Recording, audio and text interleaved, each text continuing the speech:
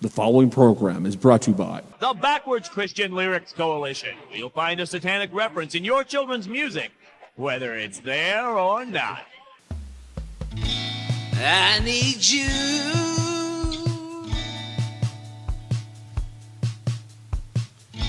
The world needs you.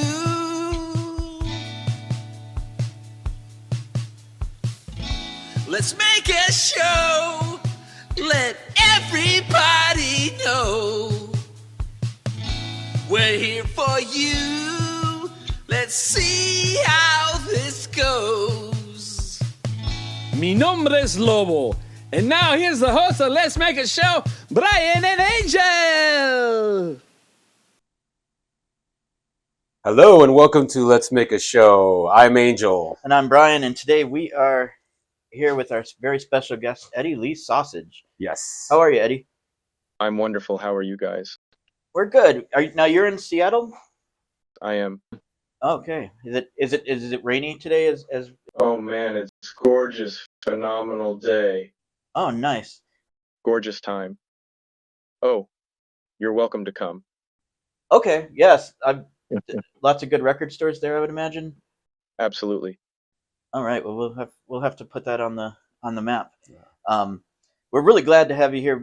Angel and I kind of, when we met, there was a lot of things that kind of like, it was like very like odd that we just happened to meet and be into all these same weird things. And one of them was Shut Up Little Man. Yes.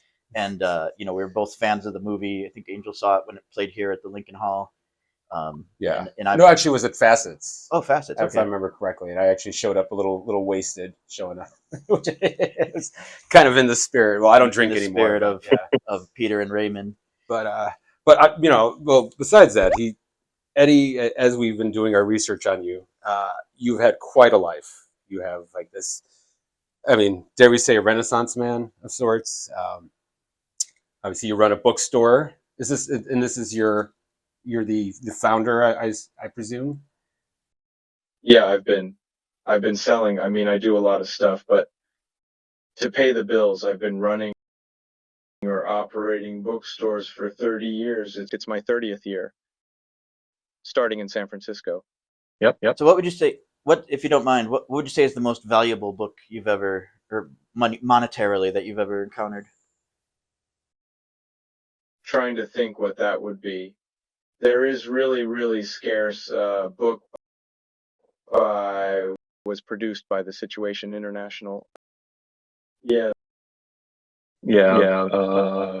They made 50 copies of it. And it's just a staggering, gorgeous object, like art object. And it's probably 20 grand, but I also have handled, like signed James Joyce and, stuff like that. I've been doing it so long and had so many books at this point, and it's sort of like, we say most books, the thing that people don't understand is, well, maybe you guys do cause you love music so much and you have a lot of vinyl. The truth is, most of it is, between $5 and $30, Yeah. You know what I mean? It's not like, and the things people think are rare are usually not rare, and vice versa. A huge part of what I do for a living is do house calls. Like a rare book dealer who goes and does I'd say like on average, 1 to 2 house calls a week, where I go, like I bought a huge library from a professor who had passed away last week. So over the weekend, I went to 9, there were 9 rooms full of books. So, but mostly what I'm doing is explaining to people, there's an education part to it, which I enjoy, and a lot of it is like, yes, those are books from 1915. And yes, nobody wants them, Yeah. But I get that a lot with 78s. My aunt died and she had a bunch of 78s. Can you look at them? And you look at them and it's like, yep, that's a nice Perry Como collection. That is a great parallel. Yeah. That's a great parallel. Yeah, go ahead. So I assume you must be a big reader then to get into the field. Is that a safe assumption, or? Yeah, no, I read every day. Yeah. How many books Um, would you say you do a year? mm, Probably one a week. Okay. Oh, wow. Cool. Yeah, but What have you been digging lately? I'm reading a book called The Gifts of the Crow. Okay. It's about the astounding genius of corvids. You know, I'm sorry, what was that? of crows. Oh, crows. Yeah, Okay. Gifts yeah, of the Crow. yeah, Yeah, that would be. So, do you usually read a lot of nonfiction or? yeah. Mostly, I mean, when I was younger, well, when I was really young, I was just obsessed with music. I came to reading Uh huh. really, really late. And I Yeah. think the problem was, like most American folks who grew up in public education, we were reading, naturalistic and realistic literature, Right. Stephen Crane and your Twain has a lot of humor in it, but it Right. wasn't fantastical and so it didn't really reflect my inner life, which was very rich and imaginative. So it wasn't until I got into college and I read Virginia Woolf, Hmm.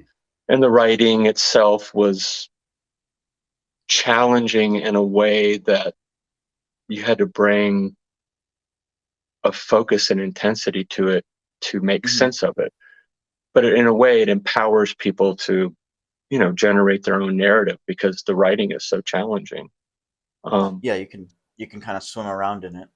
yeah, and Yeah. and um, and then once I read that, and I read an incredible writer, one of my favorite writers named Julio Cortázar, who's Argentinian, who mostly was in Paris. And once I read him, and there was a story about he was a hydra. The main character was a hydra, and pieces of him kept lopping off. But Hmm. with hydras, each part grows the whole. So if you chop the arm of a hydra off, the original hydra will grow the arm back, but the arm that fell off will grow a full hydra back. And Oh so there's wow. this Hmm. proliferation of identities. Um, and I was like, that's more like what I feel like inside, Yeah. I Like mean, just different the weirdness, different right? Like, aspects. Yeah. yeah. And so that's when I kind of caught on fire. But by that time, I was already 22 years old, and Yeah. Where um, did you go to college, if you don't mind? I went to school in Wisconsin, University of Wisconsin in Madison, Okay. which is Oh, yeah. one of That's these great. Do you know anything about it? yeah. It's a. I actually got to see Noam Chomsky there once. It was Oh, pretty cool. exciting Yeah. experience. I've kind of dreamed of going back there to grad school, but I, wound up going to different places. But yeah, I I think my band performed at the Rathskeller.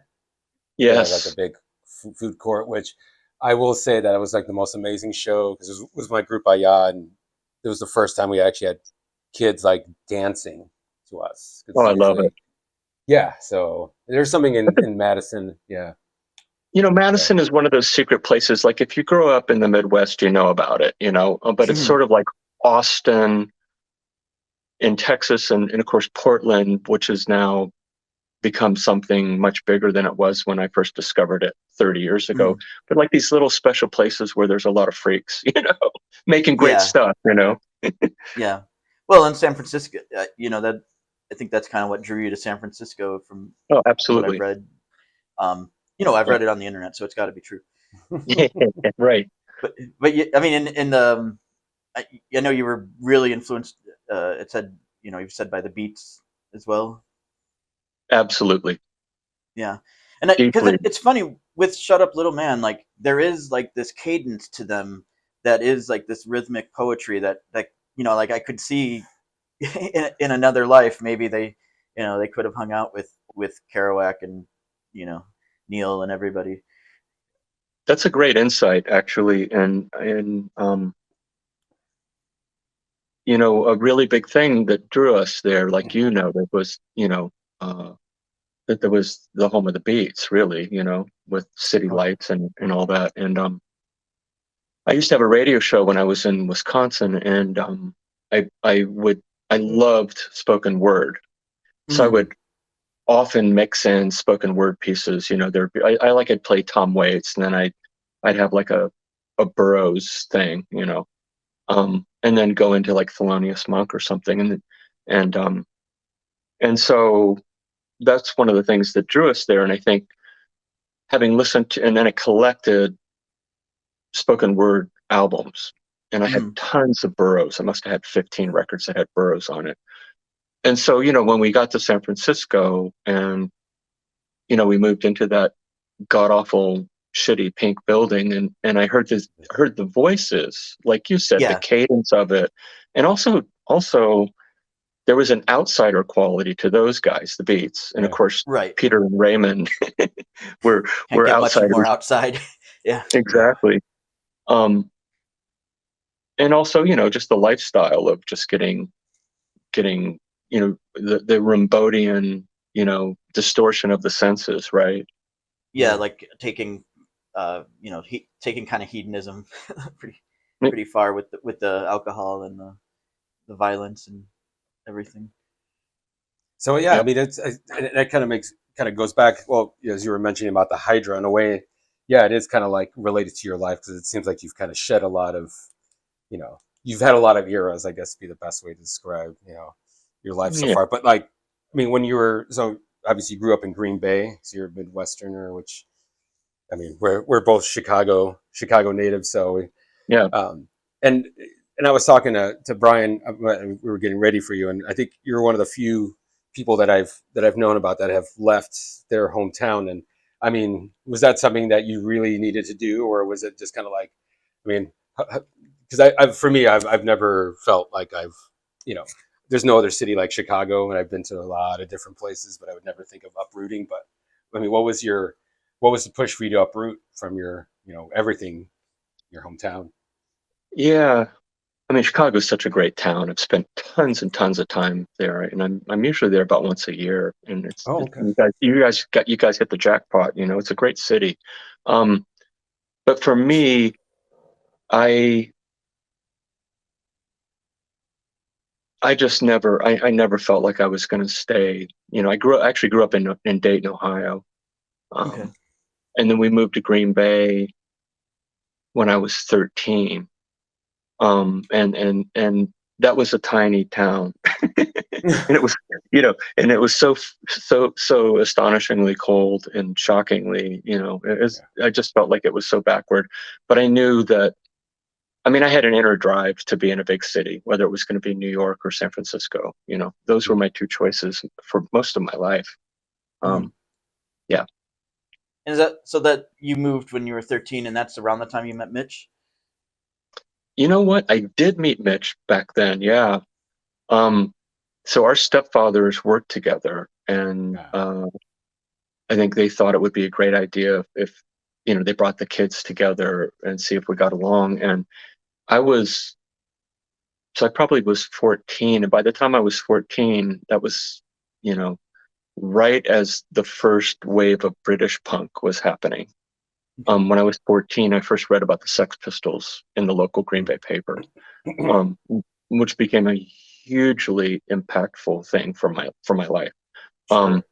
I've heard a lot of people like from your age have told me the same thing. Like as soon as the Sex Pistols, once they became, I mean, and of course you couldn't really hear them right away. You had to really scour to find those records. So exactly. Yeah. Very, very true. And so I had already done my hair spiky and all that, and Mitch came, and he he had like kind of long curly hair. He looked like Jim Morrison kind of, and he was talking about the Doors and Pink Floyd to me, and I was kind of like, You're not so much, bro. Yeah.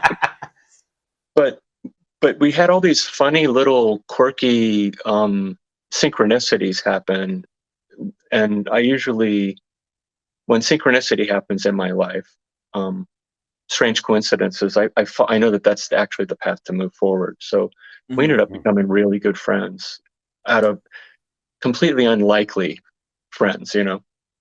Yeah, I mean, it's kind of like a nightmare, right? Like your parents are gonna find a new friend for you to play with because you moved into this new area. And Right. yeah, I mean, I could see, I could see being a 14. You know, I have a 13-year-old, and I can't imagine he would be happy if I was like, "Hey, I've got another 13-year-old. We want to hang out." But yeah, and it. So like, did you guys? You mentioned listening to different music. Is like music one of the things you came to bond over, or what kind of were some of those coincidences you guys had?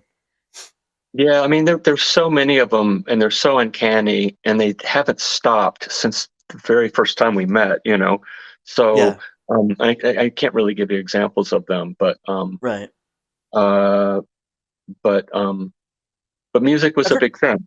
Yeah, yeah, and especially I've heard you say later. that. Like, yeah, go ahead.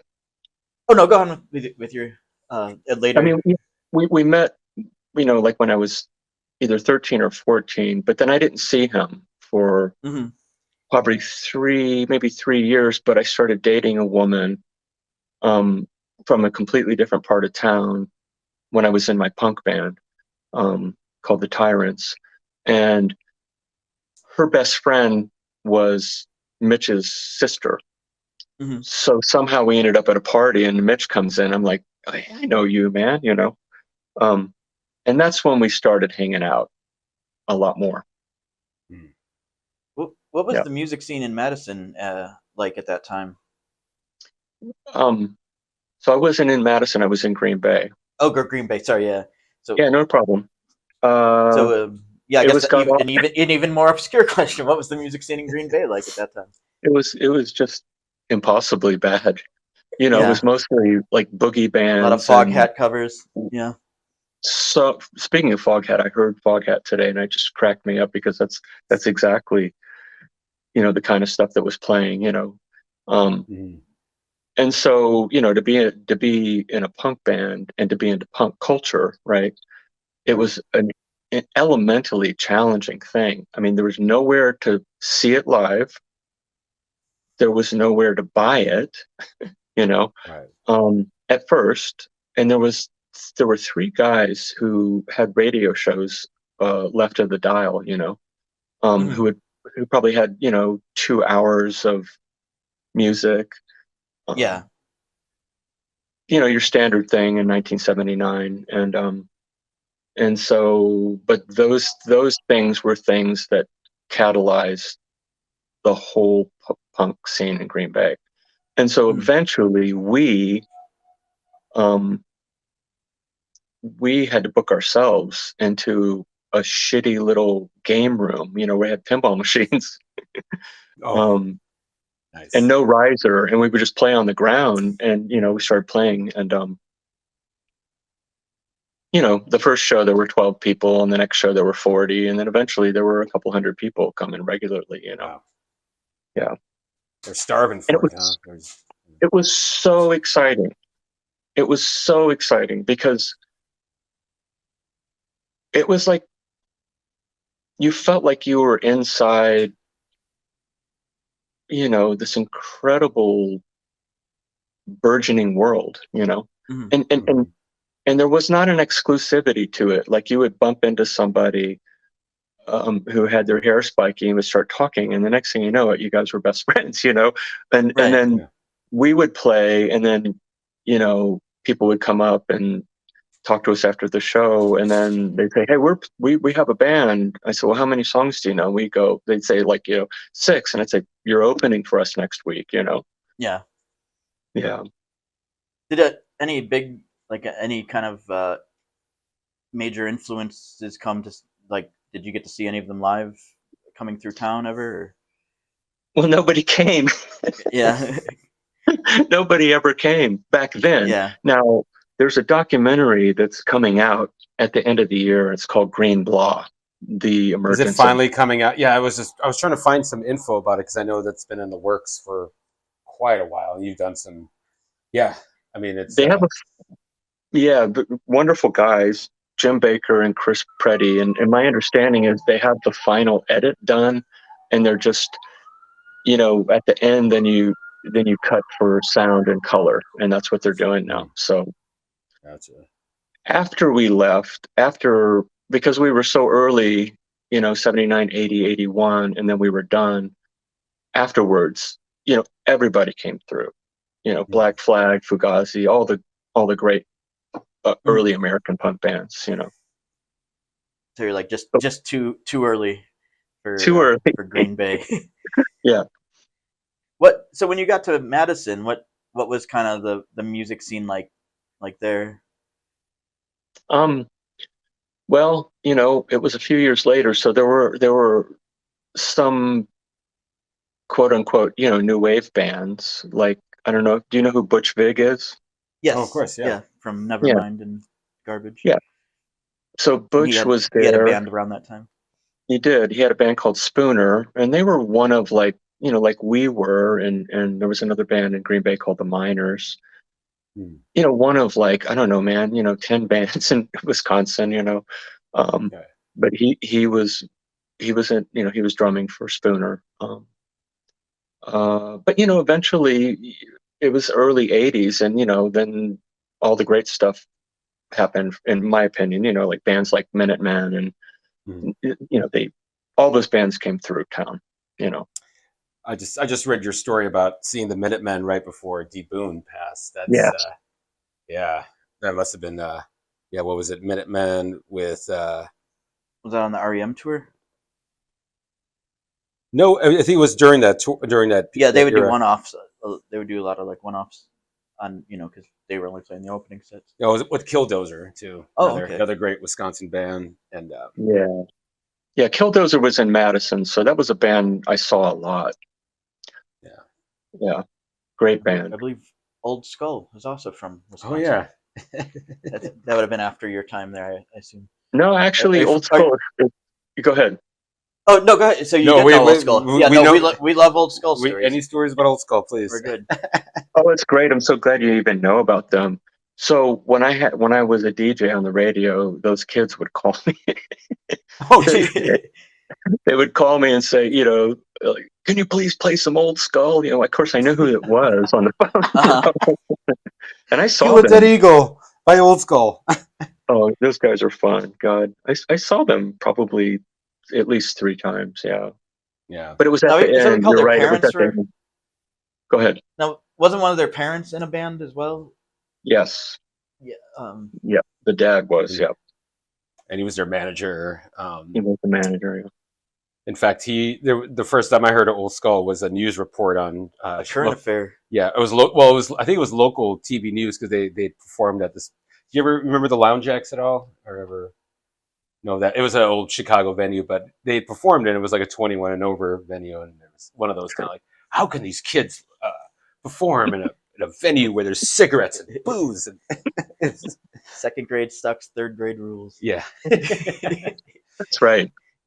Well, it's just kind of I mean I think that would be an amazing documentary because it's just such a like tragic story. Like no doubt. I think like what happened to both the kids and kind of the gutter punk scene one of them wound up in, and I think it would be a fascinating documentary at some point. And there's also a Jeffrey Lee. Do you have any connection with Jeffrey Lee Pierce? I know, reading your bio, there was something about meeting up at a drunken night for Metal Blister or with Metal Blister or something. Yeah. So my roommates and I, at that time, we had a band called Metal Blister, which was a totally ludicrous, absurdist, like metal band. Mm-hmm. In a time when before the which hair is the metal, most metal thing you can do. and before grunge, it was just sort of like a joke because there were all these earnest sort of alternative bands, internationally, nationally, and then locally, and we were doing that too. But then one day, I don't know, I just woke up really hungover, and I was like, scrap this shit, man. We're gonna do metal, and anyway. That whole living experience with those guys was completely crazy. It was like a total absurdist carnival. And love those 2 guys. I'm still dear friends with them. And we had the time of our lives. We had so much fun. But Johnny, who was the bass player, and I, we loved Gun Club. Oh yeah. Kind of ferociously loved that band. And So we went down to the club where all the bands played, including Nirvana. We were very close to where Smart Studios was, where Nirvana did Nevermind. And we went by the club, which was only 3 blocks from the Metal Blister House. So we went in there, and Jeffrey was just sitting there. It was like 1 or 2 in the afternoon, and so we moseyed down there, and we said, Jeffrey Lee, hey man, and then we started talking with him, and all 3 of us, including Jeffrey, imbibed quite a bit back in those days, and so we asked him if he would join us for some tequila. Oh. And so that went on for some time. No. And of course, he had a gig to play that night, at the club that we were drinking in. But he was, I have to say, when I look back on that, he probably was, God, man, he probably was 26, 27 years old. Yeah. And he was going on like 60 already, It's He kind had of like these a blues. lines. Sorry, go ahead. He's like an old blues man, really. Like he kind of had That's a that, great seemed to point. have that spirit. Yeah. That's a great point.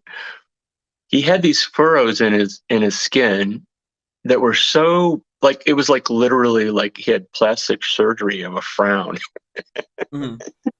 And I remember just sitting next to him at the bar, at the table that we ended up sitting at a table. And I was just like, man, this dude he's just so embittered, But we talked to him for quite a long time. He was a very strange dude, and he was completely obsessed with and would not stop talking about serial killers. Oh, okay. I can picture that. Yeah. And he was trying mightily to get us to drive him out to Ed Gein's house. Oh. I was just going to Which ask was which one was. Go ahead. I was just going to ask that, like, what was his serial killer du jour? I guess it was Ed Of the Gein. moment. Yeah, of the moment. So Yeah. Is that something a lot of kids would do? I imagine in that area, is go to the Ed Gein house, drive to the Ed Gein house.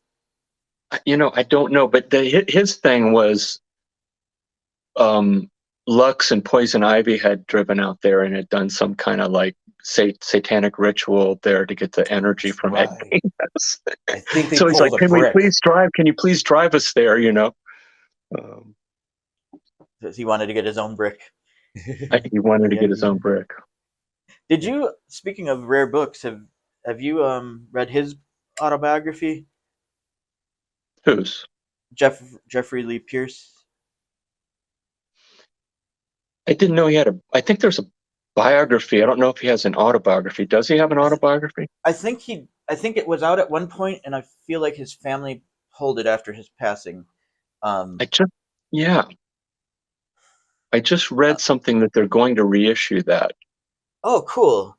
Yeah. Heard it here first, folks. Yeah, that's one of the books I've been always kind of wanting to read and haven't been able to get a hold of, so I'll be very happy if it gets reissued. That would be exciting. So in a way, kind of meeting him in a way almost prepared for your adventure to San Francisco, which and obviously there's a lot of things questions about San Francisco that we have for you and your impressions of it. But I mean, before we go any further, sorry, Angel, to cut you off, but we do kind of have a tradition on our show, and I know in one of my Facebook threads you mentioned meeting GG Allin, and we do like to ask all of our guests if they have a GG Allin story.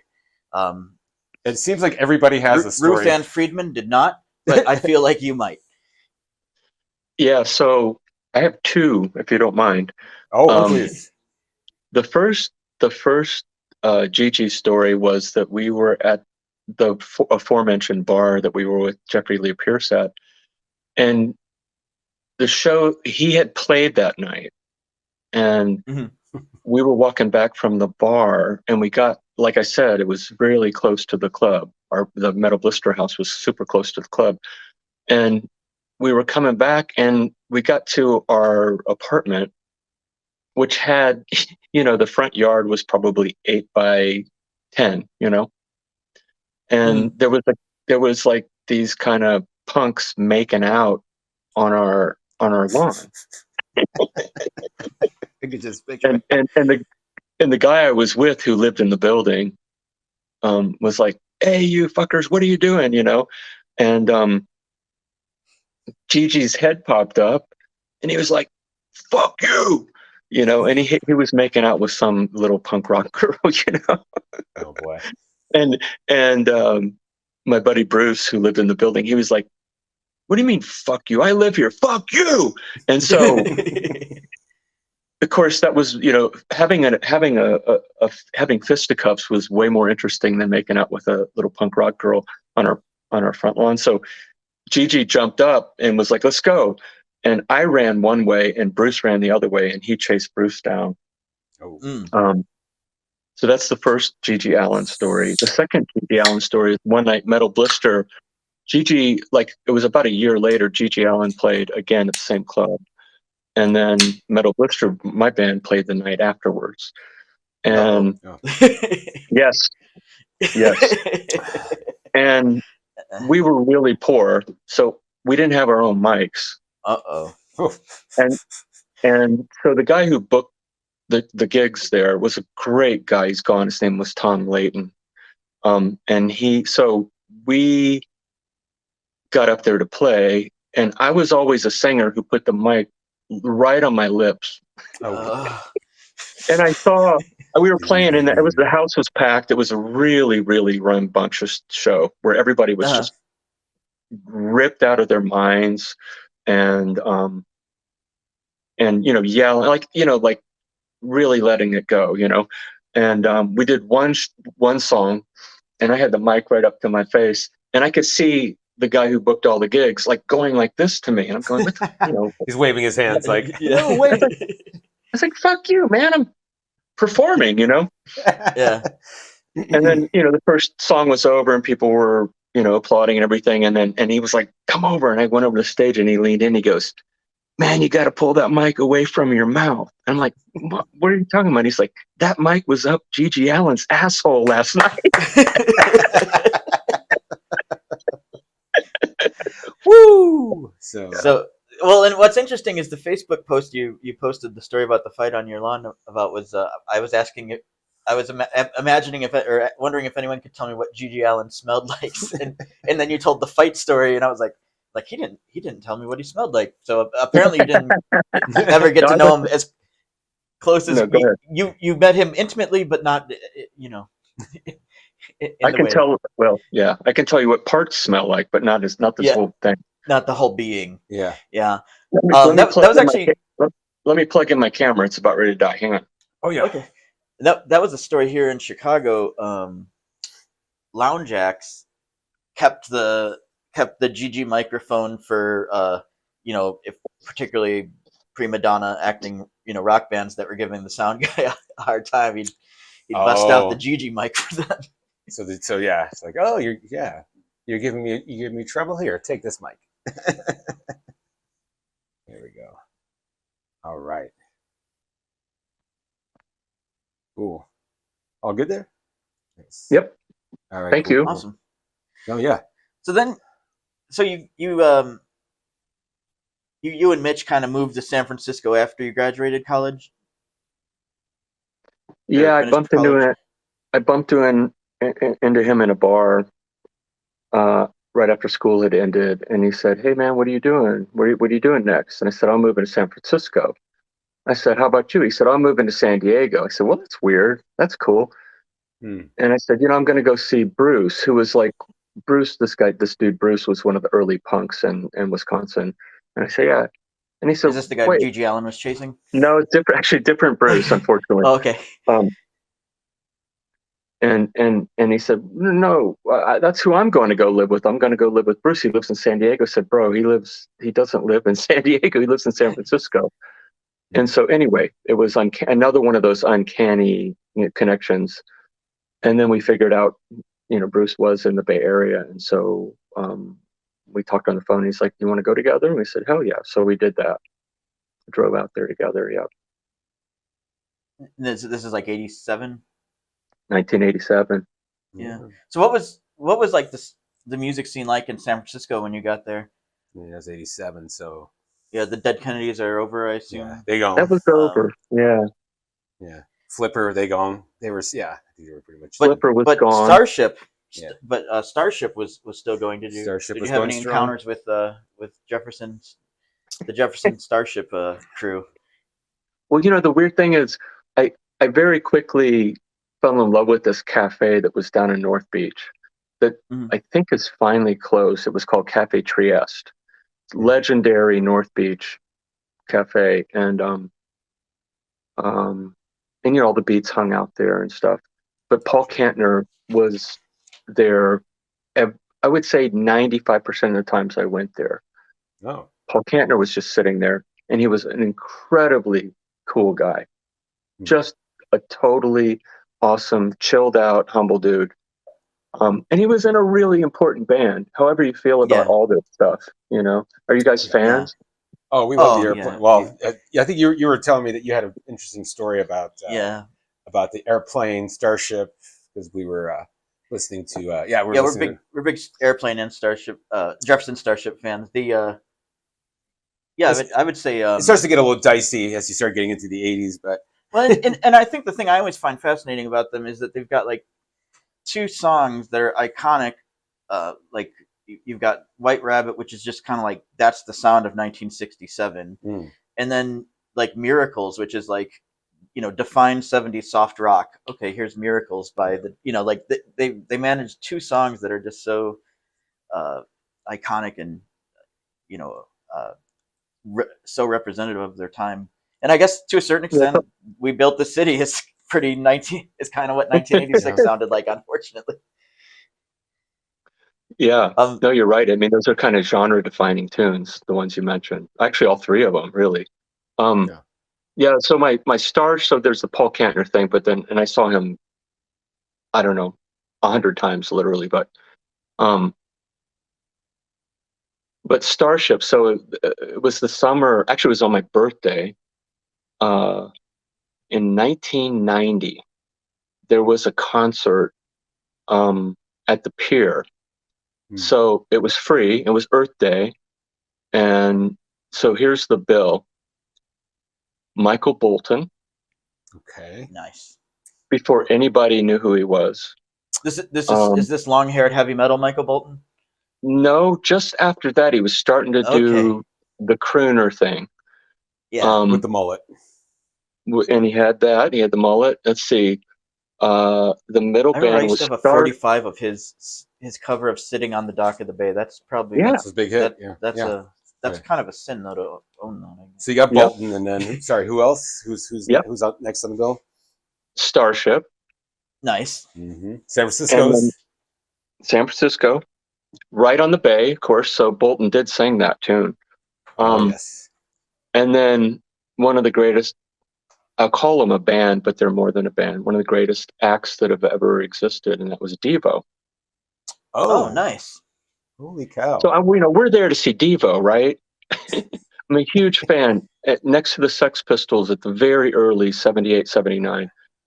Seeing Devo on Saturday Night Live was a total life transformer for me and many of my dearest friends in the early period, So Bolton comes up and he bangs out three tunes, Sitting on the Dock of the Bay, one of them. And Beau Bridges, who was an actor, was the MC.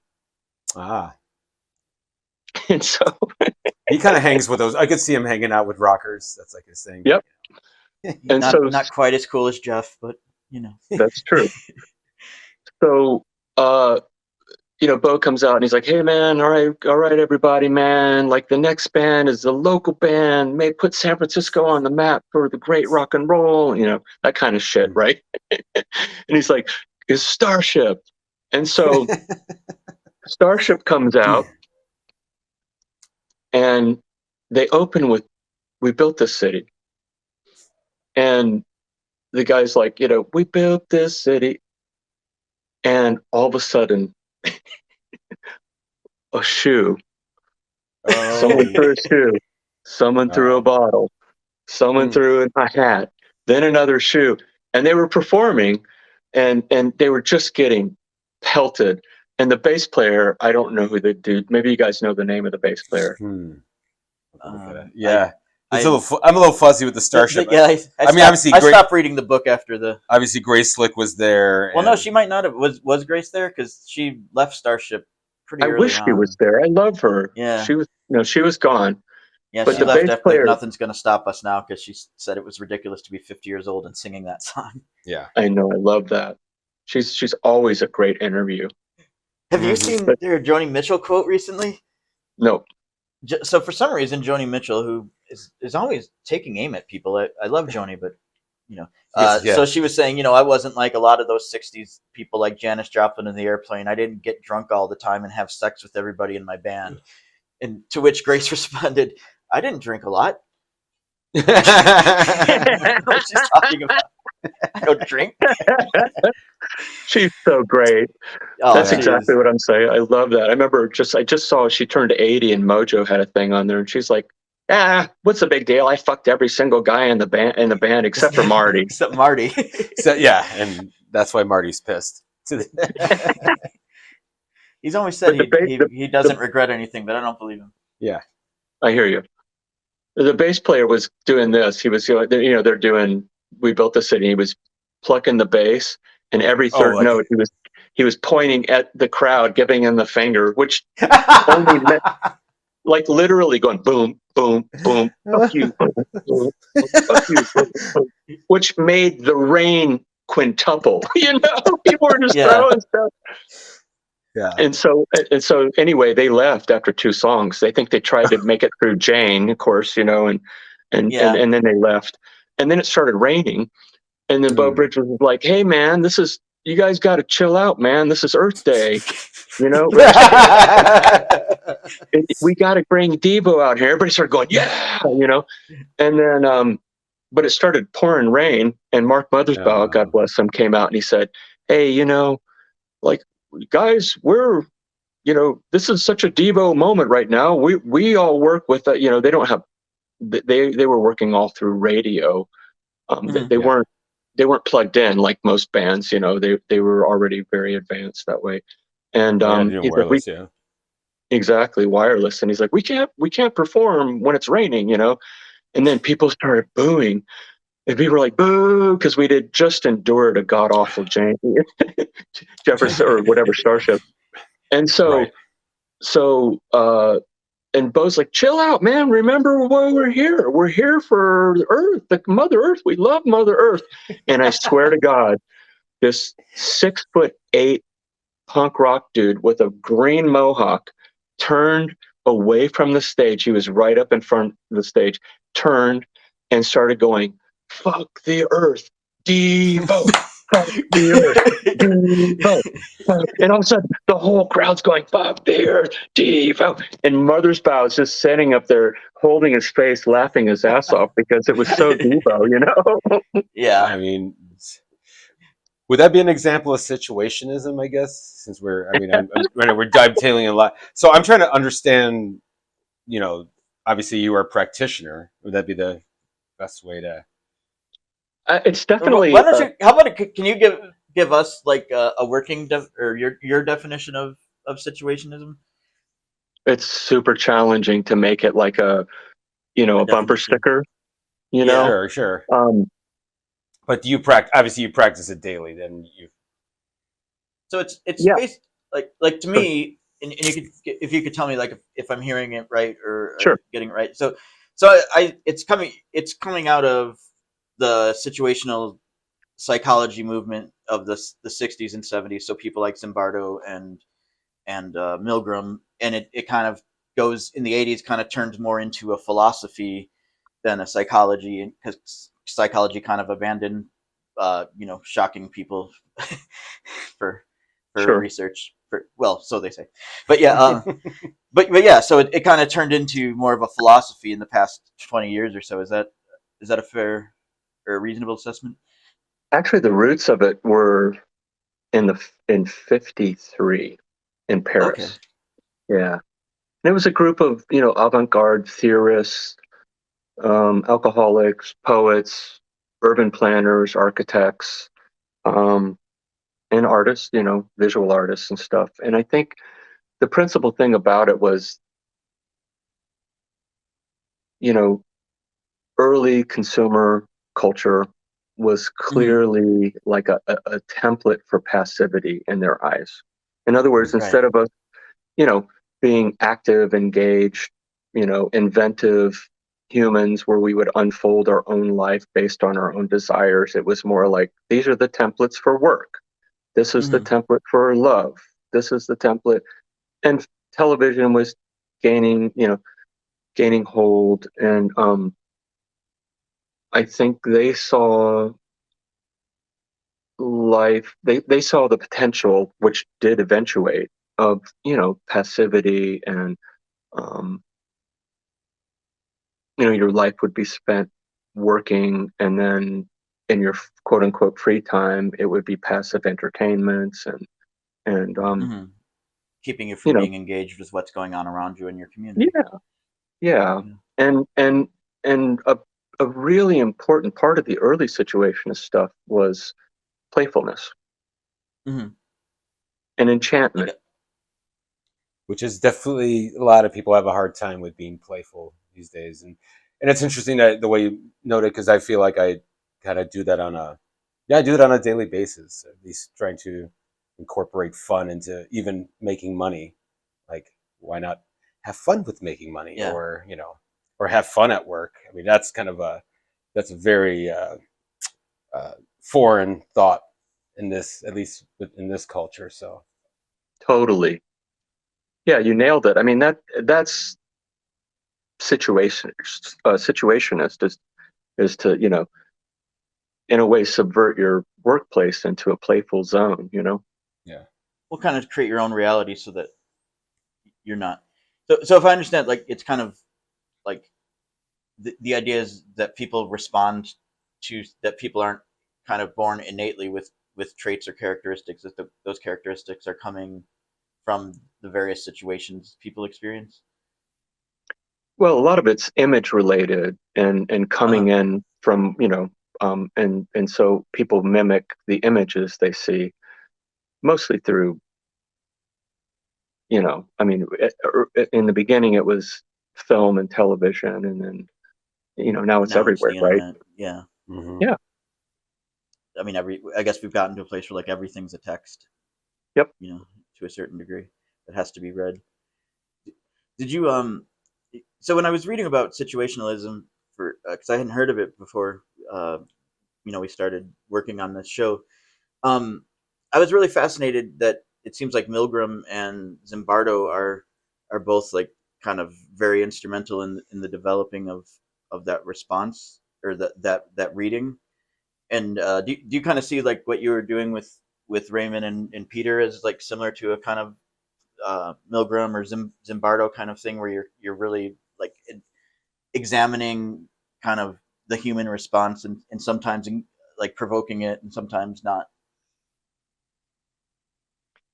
It's a good question. Um, I think as somebody, I was already pretty much steeped in the situationist thought, Mm-hmm. or those kind of things, or Fluxus, or some of these movements that take everyday life as the material for, you know, art, you know. Um, and I think that a couple of them, I mean, it's a complicated thing. Shut Up Little Man, one of the things that I personally enjoy about it as a fellow fan of, everybody who's in the community of fans of it, Mm-hmm. I take pleasure in the same way that most people do, I think, in it. Um, and that um, it's so complicated to talk about it, right? I mean, it's a Yeah. simple thing. It's a gay guy and a vehement homophobe live together somehow and sleep in the same room together somehow. It's Yeah, like yeah, it's like the odd couple in hell. Right, exactly. yeah. And then of course So you had that encounter that was like the first encounter you had with them that scared the shit out of you. And I would be, you're coming out of, yeah. In case anybody doesn't know, so Eddie, what was it, the first second night that you were well, so when you got the place, so I kind of have a fantasy in my mind that, you and Mitch are like, whoa, these houses are really cool. Cause I've actually walked up to Steiner Street. I actually stumbled upon it one time and I was like, holy shit, Sure. this is the place. And there's like beautiful, like old San Francisco homes or whatever. And you're probably like, whoa, it must be this place. And it's before the internet. So you're kind of seeing this sight unseen. And then of course there's the place. And how much was the rent back then? 1987 money. We paid $650 for our 2-bedroom apartment. Okay. Yeah. 650 is a lot of fucking money. I got to throw that in there. Yeah, no, it's No, 600 thank you. fucking months. Good work. But we went back there. I mean, I was back there, I don't know, I go back to San Francisco all the time, but I think it was about 5 years I actually went by the old place and we rang the bell of our apartment and the guy came out and he's like, hi, can I help you? And I said, oh, we used to live here. Can we just come in? Because it's gated, because it's a really shitty neighborhood still, by the way. Oh, okay. Yeah, I have a friend. You know how everything gentrifies, including the neighborhood I live here in Seattle, But like that neighborhood, a dear friend of mine worked for City Hall for years. And he said, man, to this day, it's still the most murders, the most drugs, the most, police calls, it's, and there, it's a really bad zone still. So anyway, we went back and rang the bell and the guy came out and we, tried to explain to him that we used to live there 30 years ago. And, we had neighbors and he said, oh, okay, I know about those recordings. I said, okay. Anyway, he let us into the place. We walked around our old apartment and he was paying $3,500, Oh. It's a dump. It's still a shithole, Yeah. Right. But the question you asked, to go back to that, I mean, it's complicated because honestly, just on the level of pure sound, Mm-hmm. I would walk around the streets, and I've done this in many places, including like Morocco and places like that, and just record sounds, construction sites, and sometimes I build that into music that I make. But when I heard those guys and I recorded it, the first one, and I played it for Mitch, probably 2 weeks in after we moved, we heard them, but it wasn't until, I recorded them and I played it back for Mitch. And I was like, dude, you got to listen to this, man. Because at the time, the first recording, which we've never been able to find, they get in fisticuffs and Ray actually knocked Peter out. Oh. And then I'm assuming he's standing over the body because Peter's unconscious, but Raymond's going, you cocksucker, I could have killed you. I could kill you so fucking fast. I could put my hands around your neck and going on and on. And Mitch came home and I said, dude, you got to hear this tape I made. He's like, what's the big deal? I said, no, listen. And I played it back to him and his eyes got big like saucers. And he's like, do you realize what this is? And I was like, it's pretty fucking intense, man. Yeah. And we listened to William Burroughs and Bukowski all the time, and so it was kind of had that gritty inner city urban quality, Like Bukowski meets Hemingway, or Bukowski and Hemingway trapped in an apartment together. So you asked about that, and so it's kind of complicated.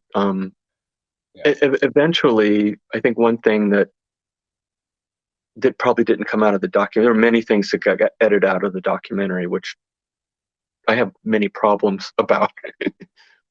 Right. Because it made it way more morally ambiguous than it actually was. We were very innocent.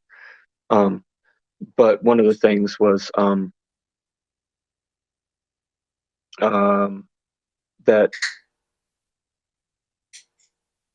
I'm sorry, I lost my train of thought.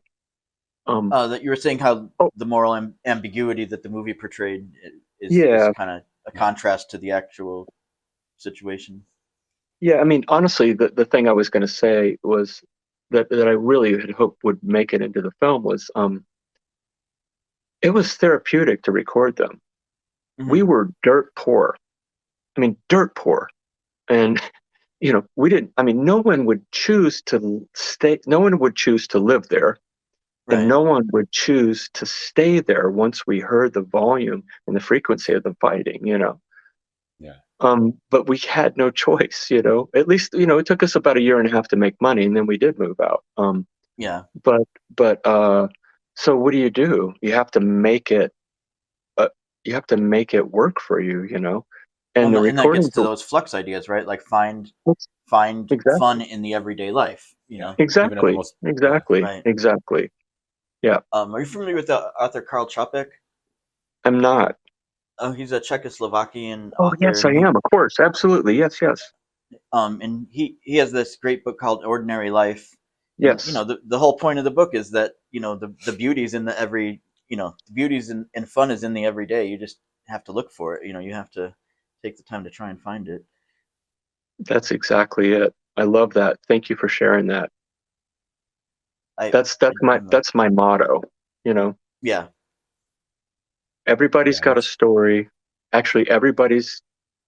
Everybody's story is just as important. Yeah, I mean, and yeah. that was Chopik believed that as well. It's like that, even the most boring person you see still has a story Yeah. to tell. Or I think many. that's what we're doing that Yeah. with our show, one guest at a time at least, trying to collect stories that normally a lot of these, a lot of the people guests that we've had, we've got a lot of stories that have never been published or nobody's ever heard Sure. outside of, so it's really key to having you here on our show and sharing a lot of stuff. So yeah, so you would actually have parties as well. So I mean, so I've always been kind of fascinated with that, in San Francisco, and obviously you kind of having a history or knowing about music, and of course, what town or what city that you're staying in, and So I a know, lot of yeah, and so you guys, a lot of bands would come through that you guys were friends with from just being in bands as well, or Yeah. Yeah. And we love music. Like Mitch and I, one thing we both had in common was we ferociously loved music. So yeah, we Yeah. saw everybody. Like we saw the Pixies before their first EP was out. We saw them. There were 13 people there. wow, Yeah, I took pictures. I have photographs of it. They were incredible. But it was right as Come On Pilgrim was coming out. But yeah, we saw did you tons of guys bands, and we had lots of friends. Go ahead. so did you guys run into Ween at all? Were they in San Francisco? No, I noticed in the movie one of you guys was talking about, like, on the back of a Ween tape. There's probably some hidden phone calls or somewhere. yeah, Well, when that first record came out, I played that thing to death on the radio. And we were both big fans of theirs. That's the whole absurdist thing that they have. It was so fabulous. But I never saw them live, and we never saw them live in San Francisco. Okay, well they're still out there. If you, I recommend. Yeah. They Yeah, they yeah. do the hits. It's a great. They're kind of big on the jam band circuit. But what?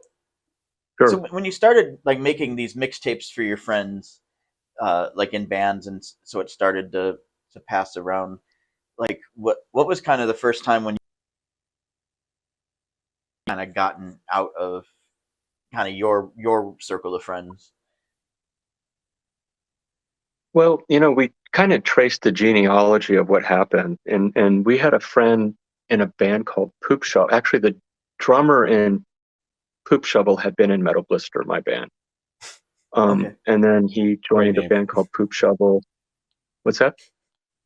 I say great name, Poop Shovel. GG Allin would definitely have approved.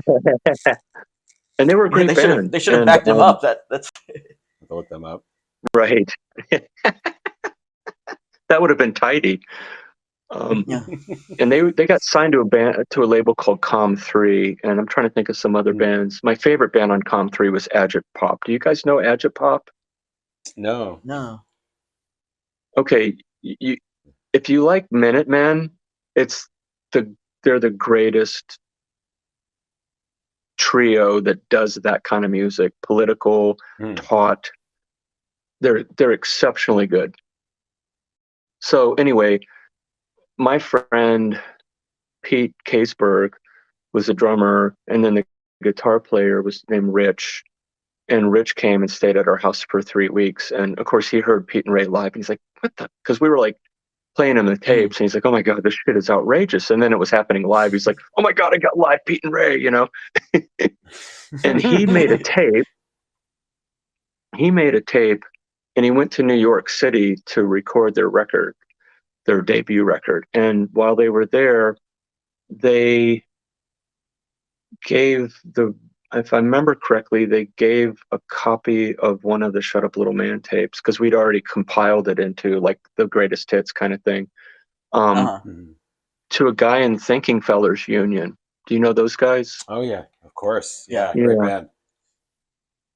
And then I'm pulling that's up- really when it took off, because they were friends with Seymour Glass of Banana Fish, and Right. and You just saw recently. You shared a picture. I I was like, did. holy cow! I was like, yeah. And Steve Fisk, which he's actually on the new Negative Land record. Yeah, oh, I love that. I love that. Steve is just which is Seymour's one of the most brilliant writers in American letters. I swear to God. He's just a brilliant guy, and he's, you know, he kind of has a noise thing that he has been touring with. And I have tons of respect for him. And Steve Fisk is, you know, also a really incredibly wonderful dude and a great musician, producer, especially his production is stellar. But I saw Seymour, I saw both of them 2 weeks ago. They came through town. Great show. Is Edget Pop from the Bay Area? No, they're East Coast. I want to say like Connecticut or Rhode Island or some. I'm probably screwing that up. Yeah, great band. So you mentioned kind of the political, you know, Edget Pop being very politically minded, and another kind of band, or more than a band, that Angel and I are big fans of is Negative Land. Have you kind of had any experiences with them in the Bay Area? Because it seems like you guys are kind of have like that same kind of sensibility, same kind of almost libertarian ethic kind of view. Yeah, I followed them very early on. I kind of fell in love with what they were doing, and I was telling Angel that one of the guys, he'll be able to name who it is, or maybe two of them had a radio show when I lived Don in San Joyce. Francisco. Yeah, Over the Edge. Yes, and in fact, it was the Burroughs. You were a caller, and actually, I was listening to the episode yesterday to try to see if I can get a clip of it, but it was kind of hard to tell. I don't know. You must have been on a. You must have had an alias for something, but you were one of the callers on the Burroughs quiz. Yeah, I won the Burroughs quiz, man. So that was you. Okay. Yeah. So for Christmas, they did this weird, you know, William Burroughs fanatic kind of quiz to win like some kind of package, you know. So it was December 8th, 1988, which was the day after my. It was definitely the day after my birthday. So I was what? Oh, that's cool. Probably about 13. Yeah, 14 at the time, and then something like that. Yeah. But yeah, it was a 3-hour Burroughs theme show, and I was listening to it last night. And there was playing lots of different Burroughs clips, you know, mixing it in, and then they had a guy who was supposedly Burroughs talking, but they were doing they were doing a Burroughs quiz, and people had to call in, and you had to qualify by naming one book. What was do you remember what book you? I think it was kind of hard. You know, those shows. Oh, that was Nova Express. I think Nova Express, yeah. And then what happened was it's kind of like a pyramid, and then people would get filtered out when they couldn't answer because the questions got harder, you know. Yeah. So I was on that. I've never listened to it, but and I ended up winning it. Well, the question was, name a film that William Burroughs was in, and I was like, Towers Open Fire. And again, he was like, I don't know that one. That's a really obscure answer, but we're going to give that to you, you know. Yeah. I think I heard, Yeah, Drugstore Cowboy hadn't been out yet. That's right. That's a great movie. With with Burroughs, I know you've been a big fan of the Beats and very influenced by them. It seems to me like he's kind of like the most contemporary. It feels like we're heading into the world of William Burroughs as a society, and like his works for me seems to see more and more like reality every day. Is that do you find that with Burroughs' work as well?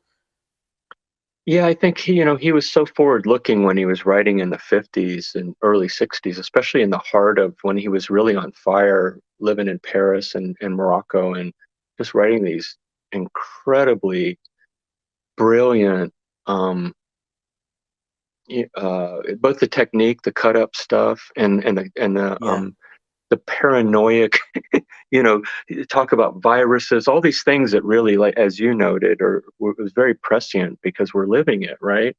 And yeah. I just mean, the go ahead.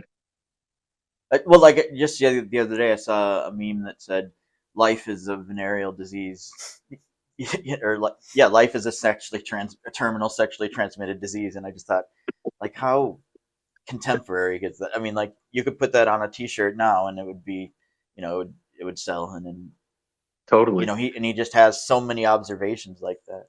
And Oh, somebody described to me yesterday when I was playing the Over the Edge show is like, yeah, Burroughs is like a withdrawal fever dream, and I'm like, that is totally how that writing is, because yeah, you try to read, I mean, I think when I tried to read Burroughs as a young man, it was too much. I couldn't even, I had to be in that, I had to be in that mind frame, or at least kind of try to understand what exactly he's going through. But yeah, it's a fever dream that just, and you just got to hold on, but I think hold on.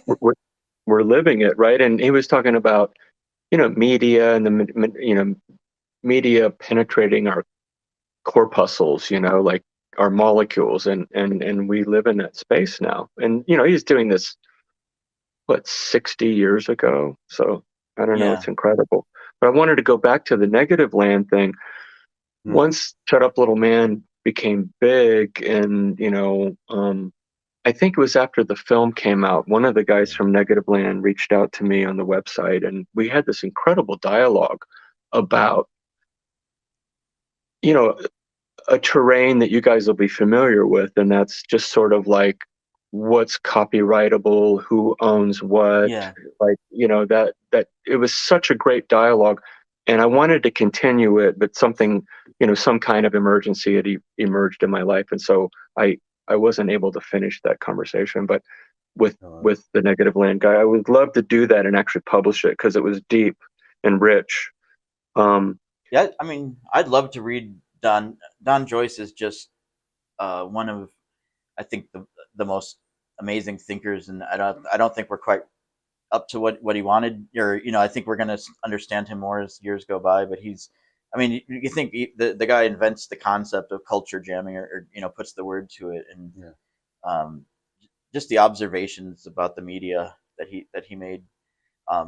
It's like kind of another avenue to what Burroughs is doing. It's like And exposing. the situationists, they were the original Yeah, culture jammers. I mean, there might be people before them, but they were doing that deliberately, that kind of stuff, you know.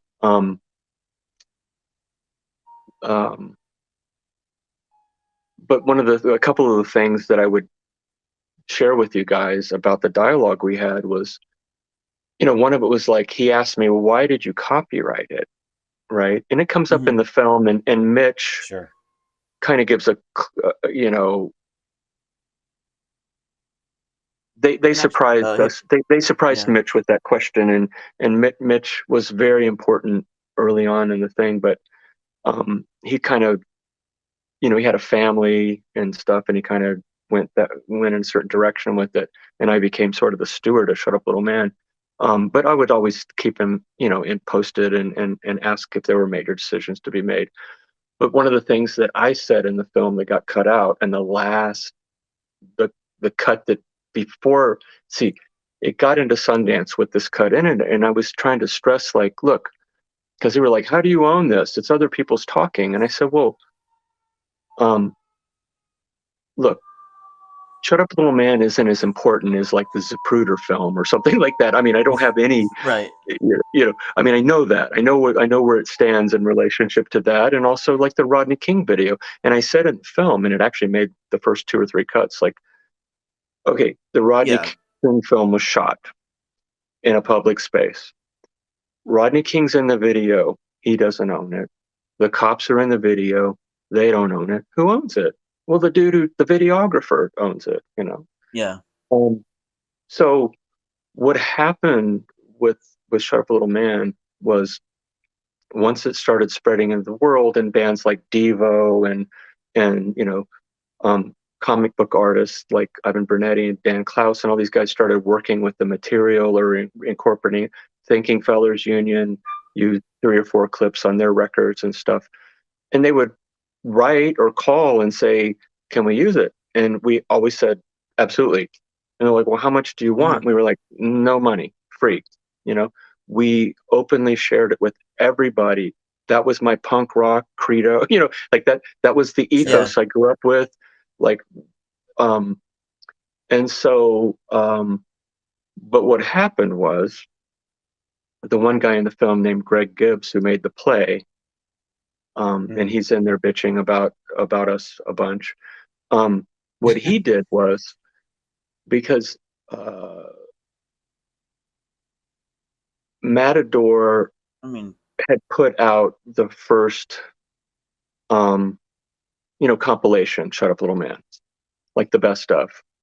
And Greg Gibbs, he went and he copyrighted his play, which literally only has words that come from Peter and Raymond on the original recordings. And then So as an English teacher, I would say plagiarism. Yeah. Plagiarism. And so he's claiming he owns the words that Peter and Raymond said. And then that was fine.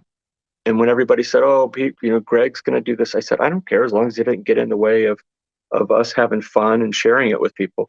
But then he wrote to, he had his lawyer send a cease and desist to Johann Kugelberg,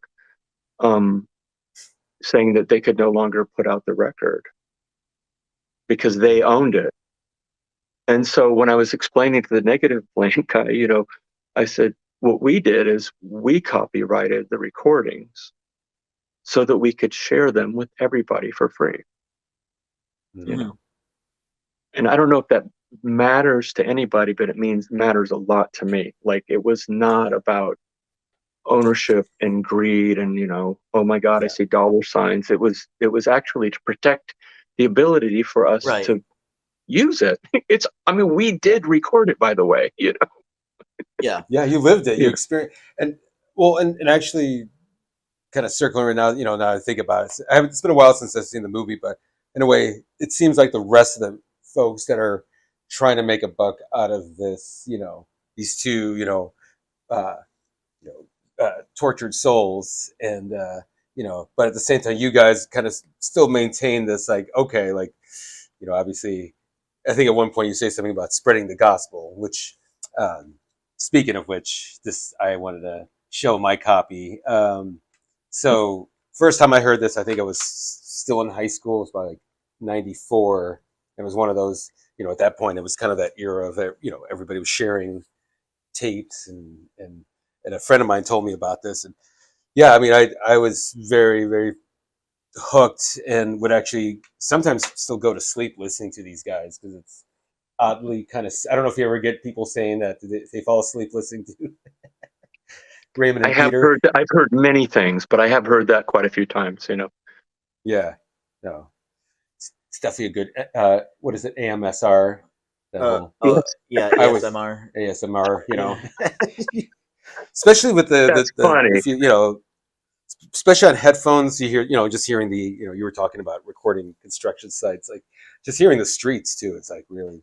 Oh, I know, and the cop cars, and random people yelling stuff in the background, and Well, it's funny because it's like it doesn't get, they're kind of like timeless too. Like, they don't really talk, because of what they're talking about. It's they're talking about Wheel of Fortune, and we we can still be talking about Wheel of Fortune, and they're kind of like not frozen in the 80s because of Right. how outside of it they were. Yeah.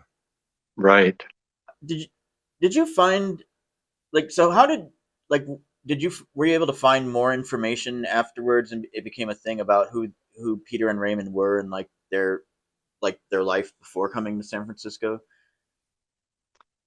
I mean, quite a bit of the information, we found out about them later is because after to our amazement and honestly to our horror,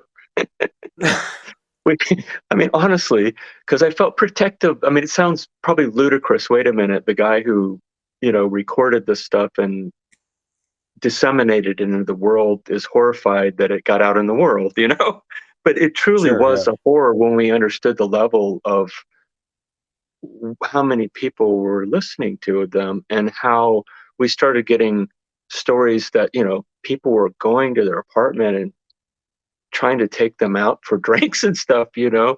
Right. I felt an incredible moral weight of that. Truly, I really felt Mhm. like Yeah. ethically, like I got to make this right. And that's when I called Johan. I said, bro, you got to cut a check and I'm going to go find them and give them some money, Yeah. Raymond had passed by then. I didn't know that, but then I found out he had passed. But Peter and Tony were still alive. And I truly felt a fundamental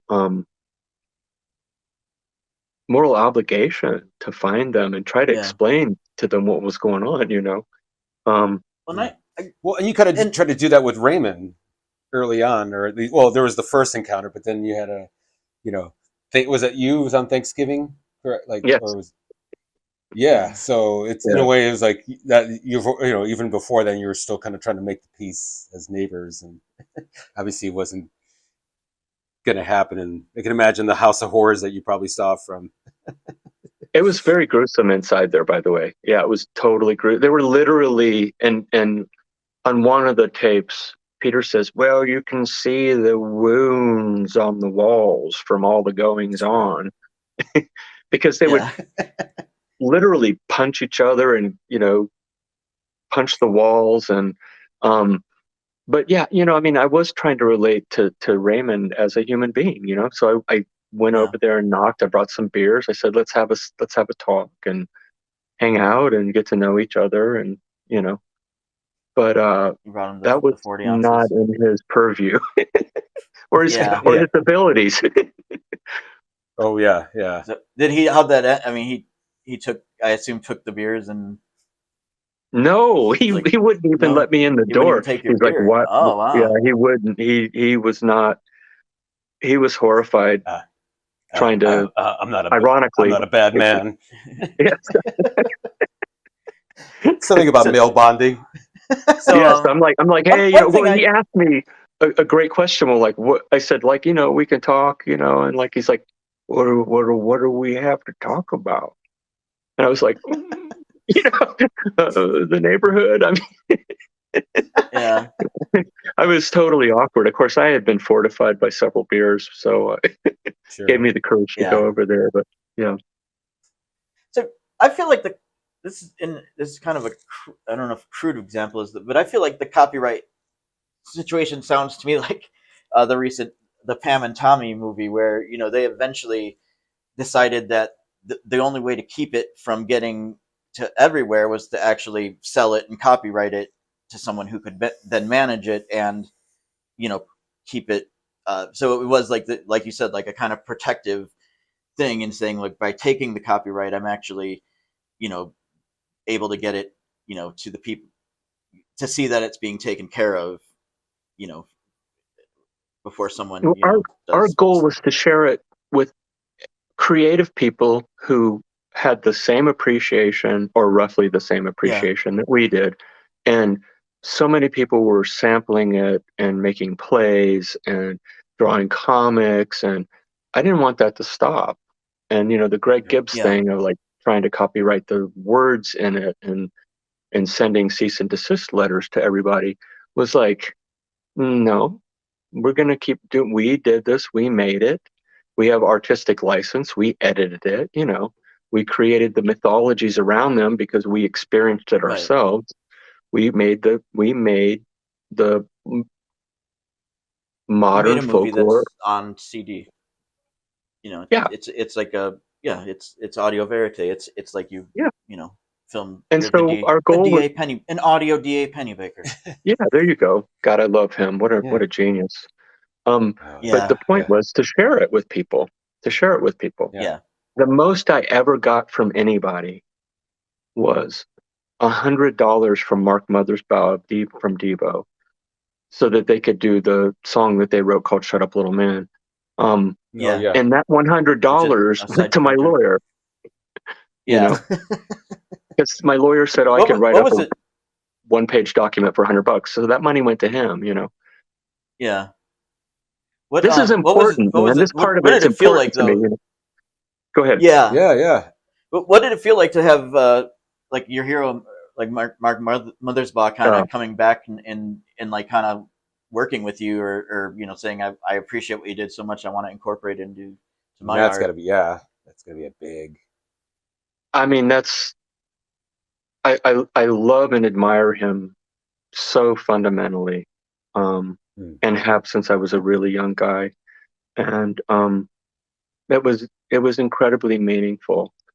And you know, I didn't ask for much from him, you know, but Hmm. he made a package of stuff for me that I totally cherish, you know. Hmm. And wrote, there was a great book he put out called The Things I Know, that has a Hmm. cartoon character of a guy standing with a bat right next to someone's scrotum, like he's going to hit it. and and I could never afford that book, but I didn't ask him, but he kindly sent, it was out of print, of course.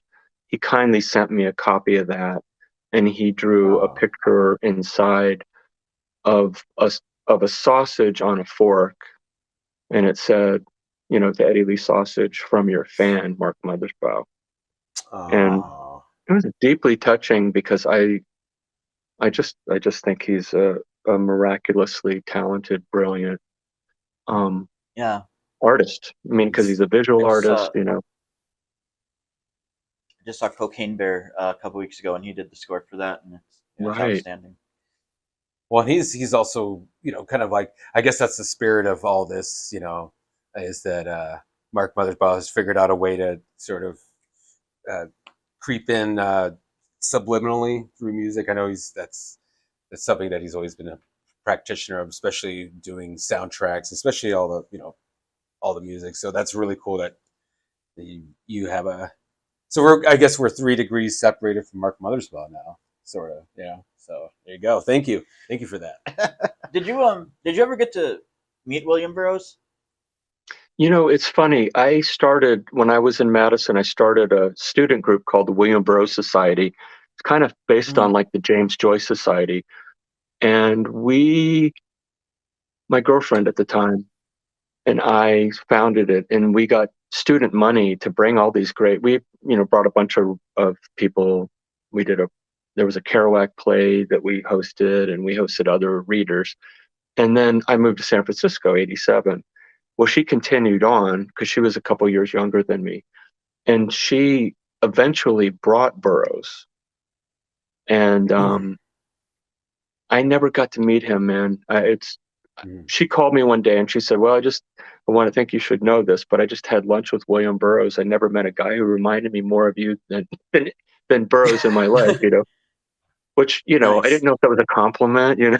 Yeah, I guess I was thinking nice, or maybe not. But she said, yeah, there were just a bunch of little quirks that he had that I have. But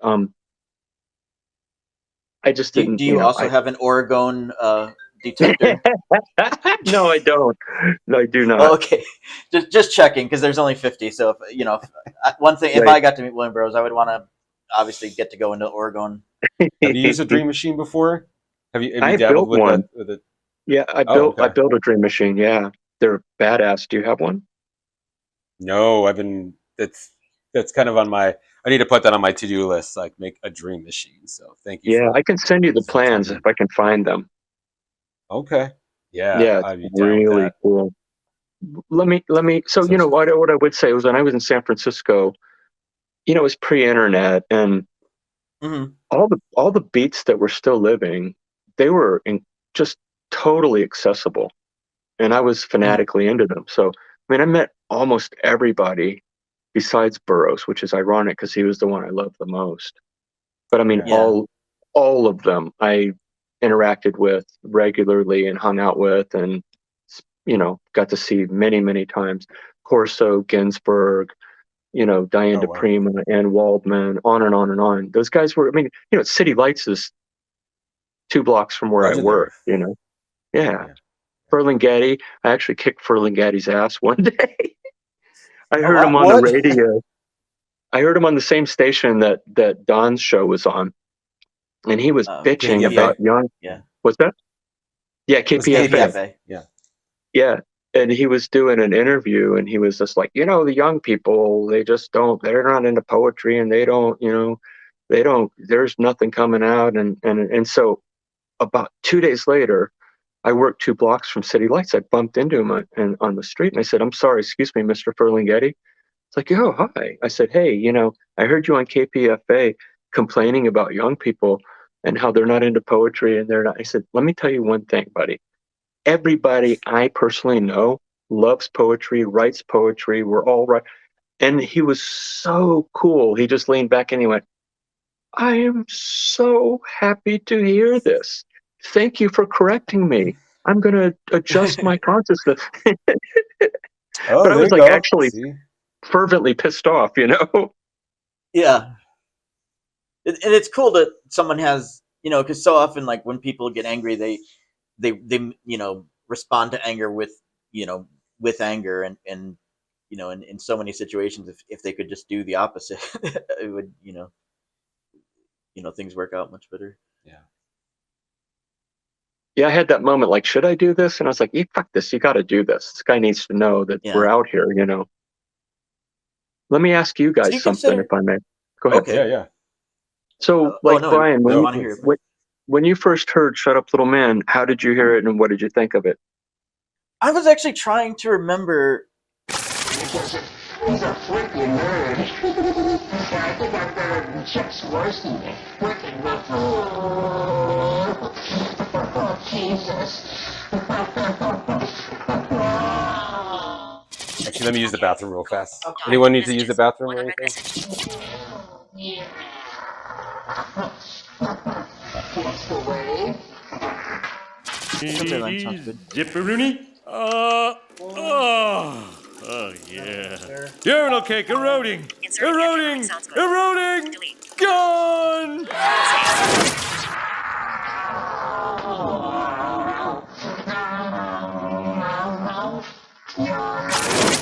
That's a really good question, Eddie.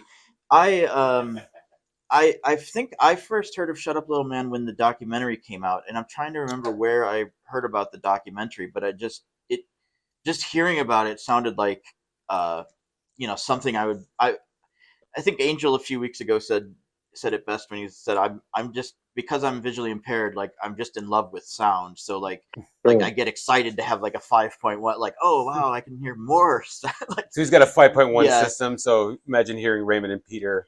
Yeah, Surround. in surround. But it's just that the humor of them is so, like, I'm always, like, I like the dark and kind of the absurd, and that's and they do both very well. Yes. How about you, Angel? Well, I was just trying to remember back. So I had a friend back in Wheeling, Illinois, which is like a northwest suburb of Chicago. And a friend of mine named Jeff Gross, who is also kind of like, I think we have kind of parallel, No relation to William, I presume. Yeah, no, okay, no, just yeah, checking. Yeah, no, William Gross, but yeah, he was really into like he'd be the guy that would mail order like all the Italian horror films, all the like. Sure. I saw a Topo through him. It was like a Japanese import, and I was just like, oh my god, this is like brilliant movie. And then and then he was the one that had Shut Up Little Man, and we at that point we were surrounded by, or listening to a lot of punk rock. I was listening to Can during that night. Discovering Can was like mind blowing, and then of course getting into play with them later, but that's another story. But yeah, and I'd heard Great Phone Calls, the great Neil Hamburger record, the 2-bar Bum Bar Bastard. So it was like, yeah, so that stuff was already in our lexicon, and this came along, the Shut Up Little Man CD. It was like, I mean, yeah, I'd never heard so much, like, just, and I was telling a friend about it yesterday. It's like just the way they weave like this hatred. I mean, it is like beat poetry. It is like, I mean, it's it's gruesome. Obviously you guys are survivors, you and Mitch. So, the fact that you survived living, you say you're there for a year and a half? Yes. Yes. God. Did it 5 ever years. get not scary? Or not as scary? Yeah, I mean, yeah. You get leathery, Yeah. Yeah. You get leathery, you get used to, just things you shouldn't get used to. Yeah. Yeah, it becomes normal, or it just becomes like, desensitized, I guess, from. When I was Go ahead. The projects were 1 block away, so if I wasn't going to sleep to Peter and Raymond, I was going to sleep to a lot of gunshots and sirens, like 6 out of 7 days a week, But anyway, what do you think? What do you think about them doesn't get captured in the recordings that you experienced? That, like, what are we, as only knowing them through these recordings, missing? Or are we missing anything? I mean, they're whole human beings like we are. Yeah. I mean, so you're kind of hearing them at their worst. But like, did you ever get to hear them talk about like politics, or with San Francisco being kind of such a political city? Did they ever? Yeah, that's true.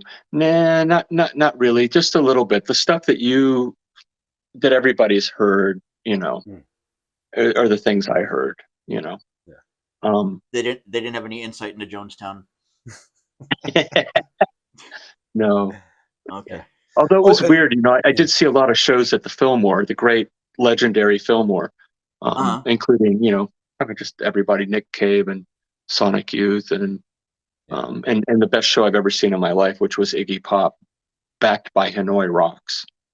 Oh, wow. I just saw that on your list of best shows you've ever seen. Oh my God. I mean, but you have 2 doors down on the same street is the Jonestown Temple. Right. So you stand there in front of it when you're waiting to go in to see, Iggy or whatever, Yeah. What was there at that when you were there? Was it still occupied by his people? It was empty. It was empty. Yeah.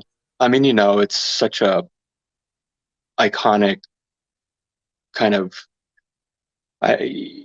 it becomes the monad for how things can go bad in a spiritual community. It's also a punk rock touchstone in a way. It's always kind of referenced, like, especially Black Flag referencing. Well, and I was just reading this book that came out I think recently, called Year Zero: San Francisco, Jonestown, Harvey Milk, the San Francisco Giants, and the Emergence of Punk in San Francisco. Wow. And it's just like it's just fascinating, like just how much stuff was going on in San Francisco, like at the same time back in the late 70s. That you think these are, and they don't necessarily ever like, well, what did Harvey Milk think of Jonestown? Like, clearly, like he must have thought something, or how did these characters from these kind of notorious, history, kind of our history, our myths, really, and like how did they interact with each other? It's kind of a fascinating thing to think about or look into. It is, and the funny thing is, all of that terrain you just covered, cultural terrain, is literally walkable distance. The Mabuhay Gardens is close by. The Jonestown Temple, or that guy's, the Ravens Temple was there. Fillmore's right there. And then you walk down Fillmore and you're 1 block away from where we lived, at the Pepto Palace. And then half a block from there is DeVos Park, which is where Harvey Milk, made one of his most famous things where he was cleaning up poop in DeVos Park. It's now called Harvey Milk Park. And that's actually where Pete and Ray took would take their dough. We take the dough down to the park. Yes. Dare I ask, how were they as pet owners? I have no idea because they got the doves after we moved out. Okay. But I don't know if you guys know who Eric Drew Feldman is. Of course, he played with Captain Beefheart, and I think I saw him play with Frank Black when he opened for the Ramones. Yeah. So he lived in our neighborhood. He lived around the corner from us, and it was hard not to notice him because he had this incredibly gorgeous, like, long fro, and he had 2 dogs that were as elegantly coiffed as he was. And one day I threw on Bat Chain Puller and went around the corner to a place called Haight, H-A-I-G-H-T Laundry, ? Is where the laundromat was. And I threw my clothes in and I turned around and Eric was coming in to throw his clothes in. I said, "How long are you going to be here?" And he said, I didn't know, as long as it takes me to put my clothes in. And I ran half a block and grabbed my Bat Chain Puller, which was still on the stereo playing live, and I ran back and I gave it to him and he signed it for me. And then about right before the pandemic, I had a dream about him. And so we're talking 30 years later, right? So I had a dream about Eric, and that morning I got on a plane to go to San Francisco. And I'm sitting on the plane in Seattle, and I look up and there's this guy ambling down the aisle toward me, and it looks like Eric Drew Feldman, and I'm going, "No, dude, you had a dream last night. You're tripping," Yeah. And he had aged quite a bit, as did I. And then he got close to me and he had his pass on his hand, and he put right, like I'm sitting there in my chair, and on the chair in front of me, he was steadying himself, and I saw his pass. It said Feldman, and I looked up to him. I said, "I had a dream about you last night." And he looked at me like, "Who the fuck are you?" Not really what you want to hear when you get on an airplane. And so the thing is, and then I was like, "Oh, dude, that was like, oh my God." And I really love him. I saw him live with a bunch of bands like Snakefinger and stuff. Anyway. Oh, yeah. Go ahead. And anyway, so he sat down, and I turned, and he was 1 seat behind me, but across the aisle. We were both on the aisle seats.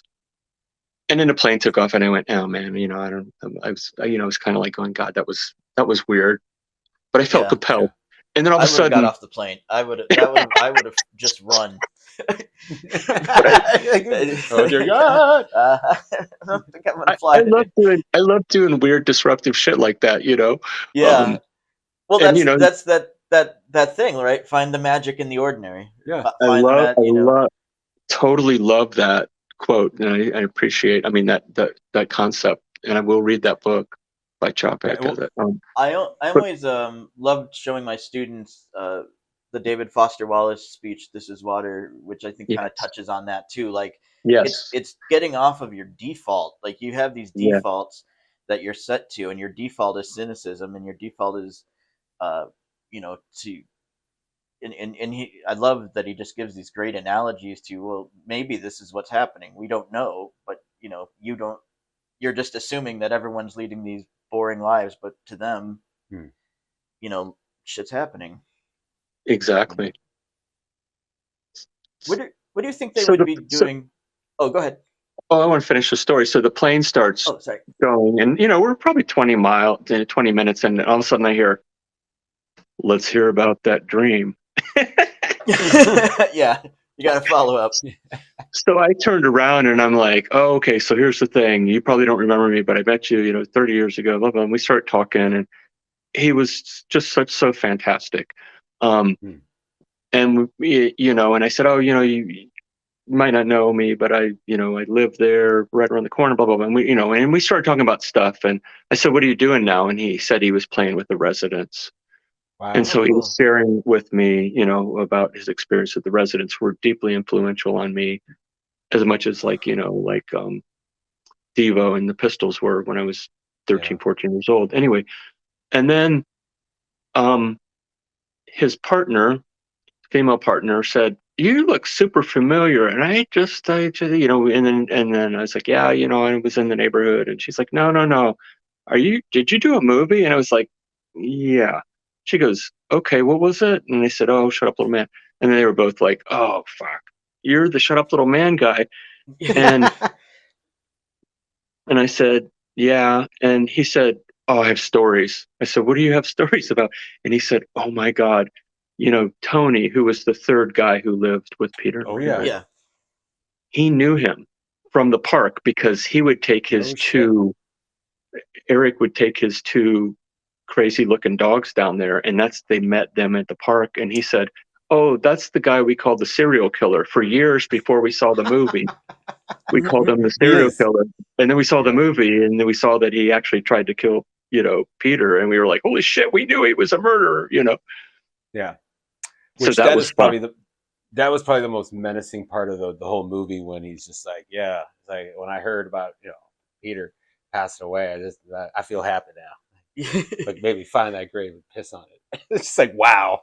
I mean, yeah. And so, Well, he's so much younger than them, so it's like he would be kind of it wouldn't be that odd that he might be in the same scene as some of the the Dead's people or the the Airplanes people or Sure. Oh, and you mentioned the Residents, which, by the way, that was also one of kind of like, well, Devo, I definitely heard as a kid and loved it, but then I think the Residents were the one that really, like, I guess, jostled us to kind of our consciousness at that point. So it's cool that obviously you recognize that when you were in San Francisco, that you're kind of in Residents country. And the Grateful Dead, which that's another thing I wanted to mention, and I don't know how much time you have, but real quick.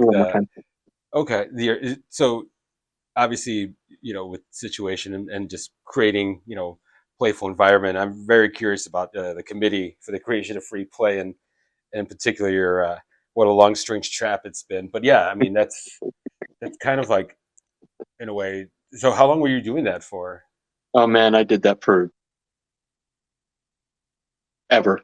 Still do it, not as formally, but yeah, I did a lot. Did a lot of aggressive guerrilla street theater. Yeah. Kind of the kind of shit. Well, and it's kind of the same thing, like kind of jarring somebody like Eric Drew Feldman, which I feel like I do that anyway. Like, Yes. Regardless, I just feel like I will. Yeah. I'm kind of one of those guys that's not afraid to ask, or even talk to somebody semi-famous. Exactly. What's it going to hurt? Everybody's so yeah. Isolated in their own little cage. But man, you talk to people, and like Brian was saying, like that. It just, like, I remember I was down and I make a total focused, intentional thing when I'm in public to interact with tons and tons of people. I remember I was down in Tampa where my folks resettled, and we were in some, like, dumpy little roadside place that was jammed with people on a Sunday morning for brunch. And they went on and got seated, but there was a dude playing organ in the foyer area. And he was great. And I was just really appreciating what he did. And finally, he turned and he's like, "Hi, what's going on?" And I said, "Oh man, I'm just marveling. You're fabulous." And we started talking. It was the guy who played keyboards in Question Mark and the Mysterians. Oh wow. That's amazing. Total classic garage punky, proto punk, I mean, it's like everyone knows that riff, that organ riff, Totally. But everybody's just walking by him and sitting down and getting eggs and bacon. I'm like, this guy's a legend, Well, that's what, like, it's interesting with Raymond and Peter, because it's like you really have this kind of capsule of these guys from like a very kind of, in retrospect of how old they were, little bit of their life. And it's just kind of interesting to think like that we have that, but then we don't necessarily know as much like about before or after. um we kind of like, there's no way you're going to get the ending to the movie because the reel just kind of cut off. Yeah, it's true. I mean, they do share, if you go into the deep cuts on the recordings, they do share their history. Of course, they argue about it. Yeah. You But, didn't run anything, asshole. Yeah, that's exactly. that whole that actually that's and that one I've been fascinated with, just because it is like where Peter's just laying on Raymond about, I've had better jobs than you, and he's talking about, it was written in the Wall Street Journal. It's 62, 63. Yeah, it was. So, and apparently I heard, and of course the Facebook Shut Up Old Man page, I guess, shout out to those guys. Um, that I've definitely, there's a lot of folks there that dive deep, and apparently, from what I've heard, Peter was actually working in Chicago at one point and tried to commit suicide from the it's like one of the buildings up here. Might have been where the Opera House is. Do you know anything about that? I don't. I just heard him talk about it on the recordings. Yeah, but I mean, it's hard not to shake. We laugh. I mean, I think one of the rich and beautiful things about the recordings is the complexity of them. Yeah. If it was only funny, you'd move on. If it was only dark and disturbing, you'd move on. But it's marbled together with weirdness and complexity, and absurdity and horror and and actual. Go ahead. Yeah. Oh, I'll just say, and Ardell. Don't forget Ardell. Yeah. Well, yeah. That's where the therapeutic part of living next to them, and those guys drove each other mad, but they drove everybody in the building insane. Right. I mean, really, we were all crazy living there because it was so obnoxious, Right. So we did come back and prank call them and stuff, When did they when did they move out? Well, the Hate Laundry place I was mentioning where I met Eric, Ray had a massive heart attack in that he went in there to do his laundry and he died there. And then Tony tried to beat Peter to death. Right. And then he went to prison, so he had to move out, of course. And then I think Peter tried to get another roommate and he couldn't. And so he ended up living in the Tenderloin, which is sort of the only place, the only ring of hell below where we lived. Yeah. I've made the mistake of walking through the Tenderloins. It's frightening. I imagine it's like what is it on the wire that they Amsterdam? I imagine it would be like that. Well, I know a lot of the mental hospital, or one of the major ones, closed down, I believe, and so a lot of those mentally ill guys are on the street, and it's. I mean, would you say, Eddie, that the energy in San Francisco is definitely a lot more intense than especially in California? Than what? Than, like, say, I guess Southern California, where it's like, hey, dude, what's happening? I don't know. Well, I mean, I got to tell you something, man. Everybody talks about gentrification and bitches about it. And, I live in Seattle. I live in the poorest part of town, and I've been here for 28 years. Oh, wow. And it's quote unquote gentrified, but not, it's not posh or anything, Yeah. And then, of course, New York, where I try to travel at least once a year. One of my best friends is there, and to watch it change from the mid 80s into the 90s when Giuliani was there, it's shocking. how much it got cleaned up and gentrified, and Target moved in downtown and stuff like that. But I swear to God, man, I go to San Francisco about once a year, once every 2 years, and that's the only major city I can think of in America that hasn't gentrified. It's still rough and rugged and intense, and the energy is a lot more coarse there than it is in other major cities that over the last 3 decades that have gentrified. It's kind of easy to I mean, you imagine guys how feel something like like Altamont could happen. yeah. I mean, you guys feel like Chicago's gentrified? Some parts for sure. Like I don't know how much you know about Chicago, but there's like I do. where it's like, okay, so Logan Square Sure. at one point was fairly affordable and was a lot of families. Now that's the hipsters have moved in. Yeah, and, I'm aware of that. Yeah. Yeah. So, and then same with, even Lincoln Park, which at one point used to be a really scary neighborhood up until the mid '90s. And I mean, there's definitely still pockets where I live. I live in the South Side in a neighborhood called Brighton Park. And it's getting close. I'm going to say at least 5 more years before. I mean, there's already a 7-Eleven that's opening down the street from the smoke shop that I work at. So it's and a Starbucks. So usually it's like you see a Starbucks, you see a major like a Target downtown in downtown New York, then it's pretty much days are numbered. So yeah, I'm just I know Brian's been pushed in different directions. Now he's in a good spot. Would you say? Yeah. Yeah, I'm in a.